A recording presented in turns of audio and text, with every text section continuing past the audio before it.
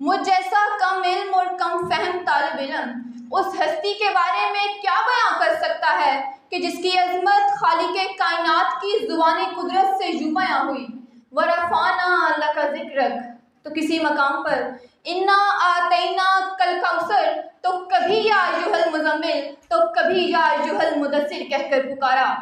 عالی وقار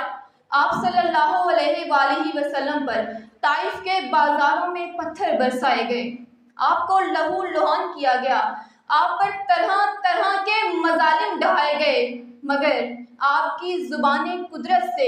ایک بار بھی بد دعا نہیں نکلی، بلکہ فرمایا الہی فضل کر کوثر طائف کے مکینوں پر، الہی فضل کر کوثر طائف کے مکینوں پر، پھول برسا پتھروں والی زمینوں پر۔ جناب والا، اگر آپ صلی اللہ علیہ وآلہ وسلم کی انسانیت نوازی دیکھنی ہو تو کائنات کے دہارے کو 14 صدیاں قبل موڑ دیجئے اور اس وقت کا تصور کیجئے کہ جب آپ صلی اللہ علیہ وآلہ وسلم مکہ میں فاتحانہ انداز سے داخل ہو رہے تھے۔ اس وقت آپ کے دشمنوں کی ہر تحریک مزاحمت دم توڑ چکی تھی، آپ کے حکم سے بیت اللہ کے صدہا اصنام توحید کی ہیبت سے زمین پر گر کر ٹکڑے ٹکڑے ہو گئے۔ اس دن آپ کے اعداء، آپ کے خون کے پیاسے، آپ کے جسم اطہر پر غلاظت پھینکنے والے، ارے وہ جس کی قدموں کو محراب کعبہ چکے اس پر بہتان ترازی کرنے والے، تہذیب و تمدن سے نا آشنا، اخلاقی اقدار سے بے بہرا کفار مکہ آج اپنی ماضی کی تمام تر خباثتوں کو یاد کر کے خود کو سخت سزا کا مستحق ٹھہرا چکے تھے کہ اچانک آپ صلی اللہ علیہ وآلہ وسلم کے لبوں سے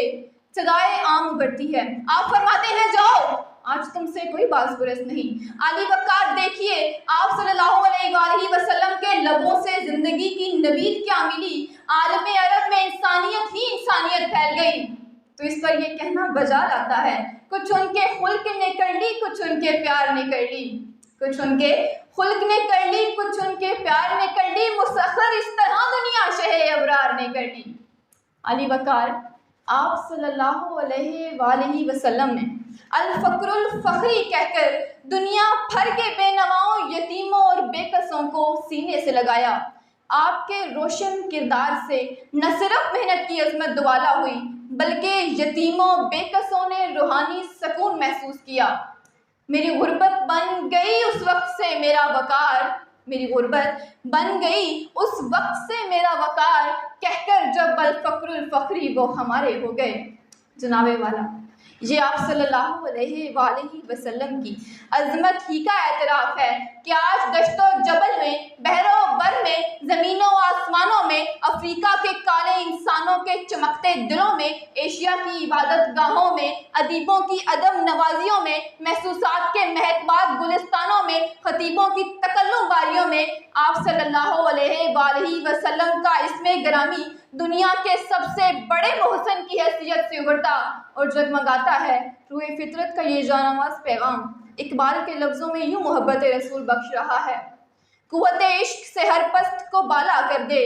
دہر میں اسم محمد سے اجالا کر دے، ظلمت و کفر و جہالت پہ زوال آتا ہے، نور قرآن لیے بدر کمال آتا ہے، زندگی مجھ پہ لٹاتی ہے مسرت کے گلاب، جب بھی سرکار کی رحمت کا خیال آتا ہے، اور سیدی کہہ کے بلاتے ہیں صحابہ اس کو، زیر دامان محمد جو بلال آتا ہے، اور جس کو سرکار دو عالم کا ہوا لطف نصیب، ارے کون کہتا ہے کہ پھر اس پہ زوال آتا ہے، کون کہتا ہے کہ پھر اس پہ زوال آتا ہے۔ جزاک اللہ۔